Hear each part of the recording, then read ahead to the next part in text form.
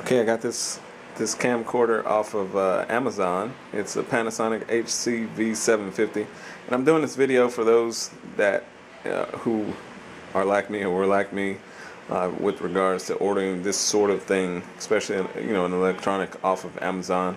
This is probably the second time I've done something like this. This is the first electronic that I've ordered off of Amazon, and I'll tell you, I just took it out of the packaging, and it seems to be in good shape. I'm gonna open it up, but so far, I mean, it looks like it's an actual authentic product. It doesn't seem to be refurbished. There's no stamps on it that say it was or is refurbished or anything like that.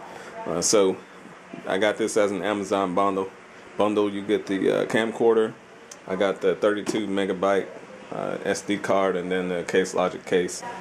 Alright, so with the box open, you can see how everything is packaged. The camera is sitting right here at the top.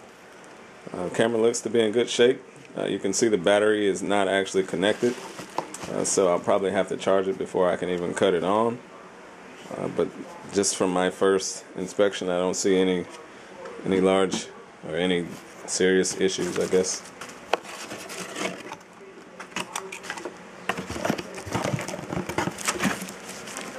What is this?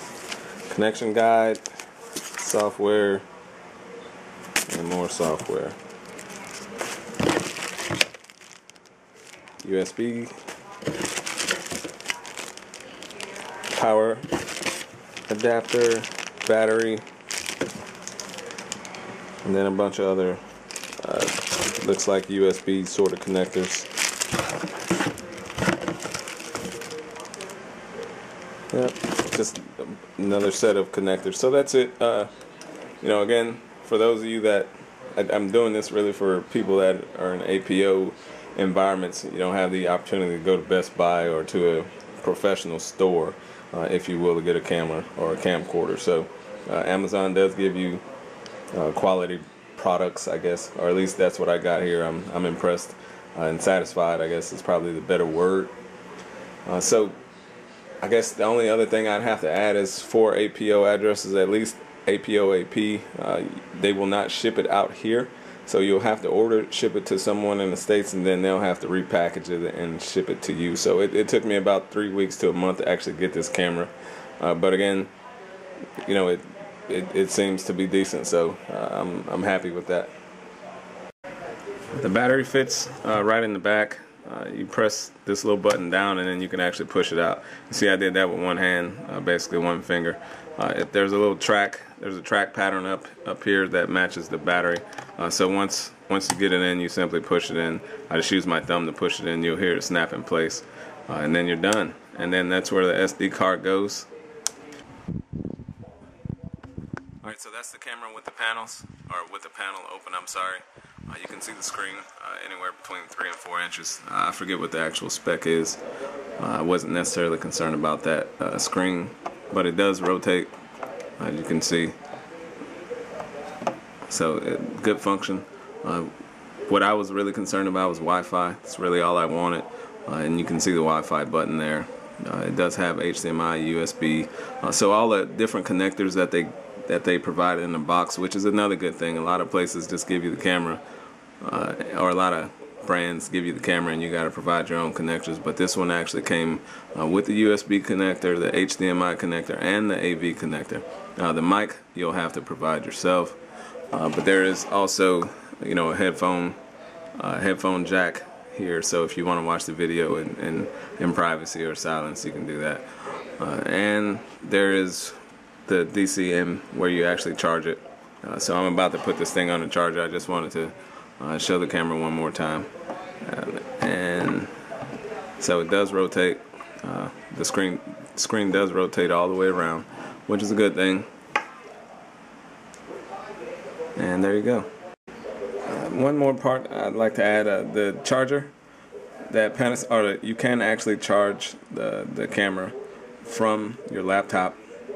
You can see the charge light right there indicating the charge, and then you can see the cable is actually plugged into my laptop, or my laptop. If you have a USB 3.0, it should actually charge the camera. But they also give you the normal adapter so you can actually charge it, and that's what I'm going to use. I just wanted to see if it would actually work with my laptop. So I haven't used the camera yet, so I can't tell you, if the camera works, like if it's awesome. But I would say I am impressed so far with the components that Panasonic provided. A lot of places, if they give you like a USB charger, they don't give you this. But I think probably because of the power that it needs, they probably have to throw this part in. But like I said, they already gave you. Like I said, they already gave you the other components as well, which a lot of companies are cheaper on. You actually get every connector type that this camera can support. And then you see it is dual voltage, which is a good thing if you live out here in APO. Alright, the setup on this thing is really, really easy as far as, setting up the Wi-Fi and actually linking it to a cell phone or a tablet. You pretty much follow the instructions. You can connect this thing from a Wi-Fi standpoint. You can either do it the usual way where you type in your password after you find your SID, and or you can use WPS. Obviously WPS is the easier way, so if you use WPS, it's going to provide you with a code that you'll need to type into your router. If you don't have WPS, or if you don't know how to use it, then just do it the normal. Now, if you want to actually connect this to your tablet or your cell phone, you'll have to download this Panasonic Image app depending on the type of phone, from the App Store or from like a Google Store. And then on the camera itself, you'll hit link to cell. It'll ask you a question like, are you sure you want, if you're connected to Wi-Fi, it'll say, are you sure you want to leave Wi-Fi at this time? So this is that thing I was telling you about once you actually click. And this is the touch screen, if I didn't mention that. So once you go through there, once you say change app, see the camera. I'm not sure if you can actually see that, but the camera says under smartphone control. So you'll actually see on this is not a smartphone, this is my iPod Touch 5th generation. You can actually see what the camera is actually pointing at on my thing, and as I move the camera, you should be able to see the screen move on the iPod Touch. So again, that's fairly simple setup. I'm impressed so far. I haven't shot any videos with this, but I'll tell you the setup.